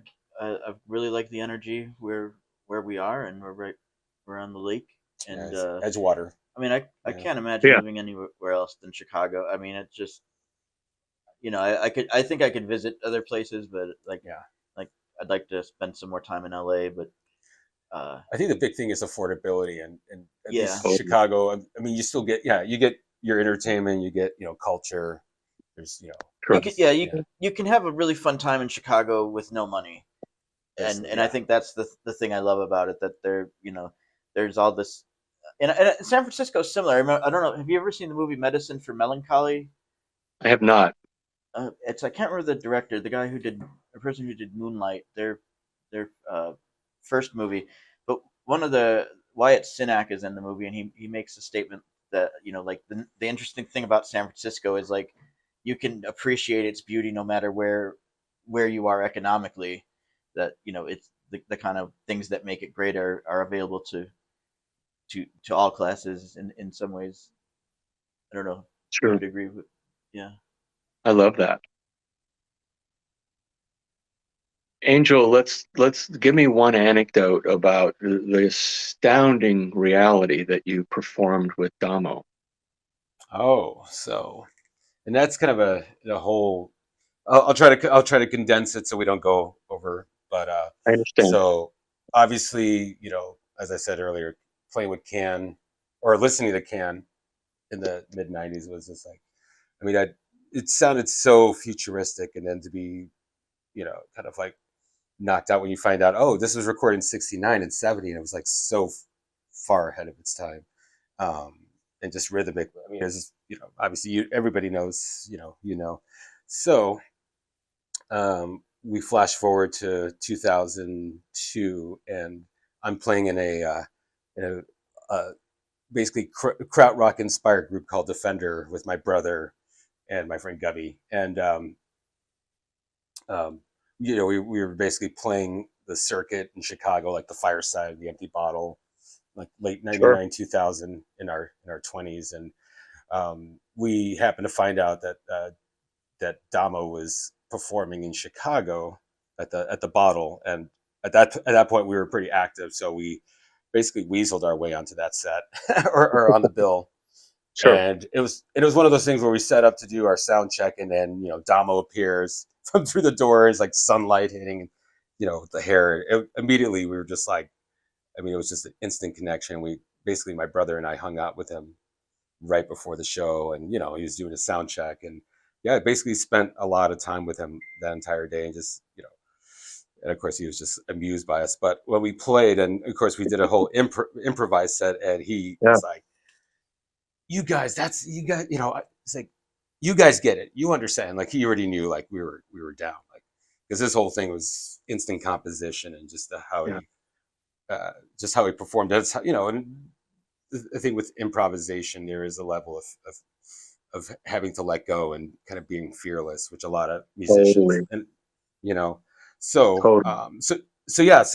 and he played a great set. He was playing with the band. I don't know if you remember the band Cul-de-sac. Yeah, of course.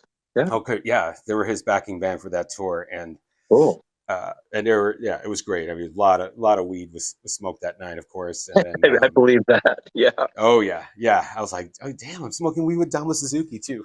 So, so flash forward, so that was a great show, and then we got wind like a year later that he was doing a residency at the Knitting Factory, and then basically he was looking for sound carriers, other like musicians, and actually my brother and I were thinking about taking a trip to New York City to go to see if we can get in, and I emailed him and told him, hey, like, I don't know if you remember, but I was in this band, and he wrote back, it's like, yes, I remember Defender and from the City of Winds, classic Damo. And Yeah. so, and he was like, well, I can also perform with you guys if you want. You just have to pay me a plane ticket, and I think it was like $300 was his performance fee. And I think that was like 3 weeks later, he flew to Chicago, and I got a show booked at the Fireside, and we also booked a radio performance at WNUR, which is Northwestern in Evanston. I've listened to it many times. Yeah. Yes, and that's actually the station that I first heard Can, like super Sure. late at night. So that was full circle, and so that weekend was magical because not only did we get to hang out with Damo all weekend, he stayed at my parents' house in Wheeling, which is the same house where I had listened to Can in my basement bedroom. If you could picture, and of course where I heard "Shut Up, Little Man" as well, and everything else, and then. So that was mind blowing. And then he made us this 3-course, he called it Euro Asian soul food. It was like basically like, it was like a 3-course meal, like trout and God, it was just incredible. But he was super chill, telling us, he definitely opened up to us about a lot of, because obviously people always hassle him about Can stories, but yeah, he was telling us a lot of stories that I don't think anyone's ever heard before. Getting to meet Cheech and Chong and all kinds of stuff. But and then of course we did the 2 shows, and it was classic. He kind of more or less directed us, but not too much. Like he just kind of let us. And it's there's something I can understand why the guys in Can were so bummed out when Damo left, because he does bring this like magic, like just he's an alchemist. And there was moments where, I was beyond happy. I'm getting emotional right now just talking about it. It's so beautiful. Thanks for sharing, man. Yeah. So Damo, so that was a great time, and it was. So we bow before you, brother. We bow before you. Oh, well, likewise too. Likewise. Well, it's so funny you bring that up because then you just found a CD of that. Yeah, so my cousin just found out. So at some point, I'm gonna have to send you the. Oh please, man! I would love that. I would love that. Thank you so much.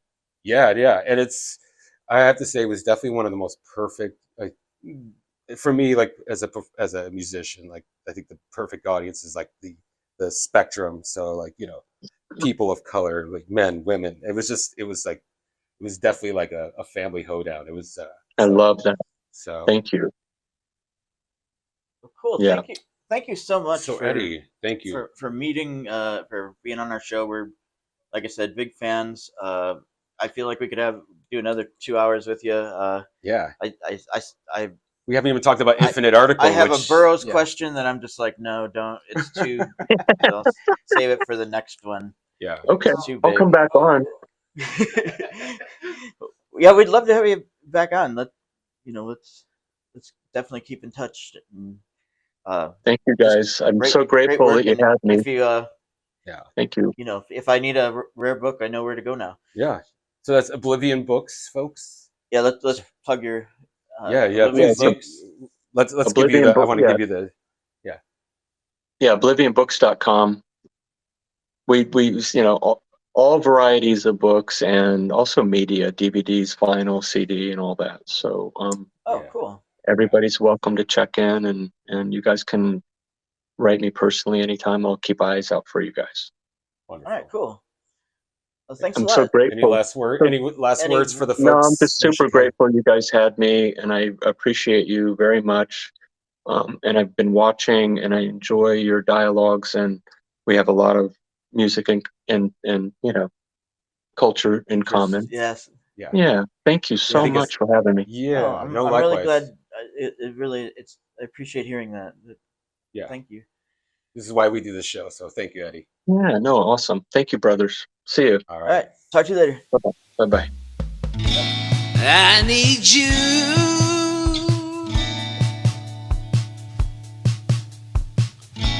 The world needs you.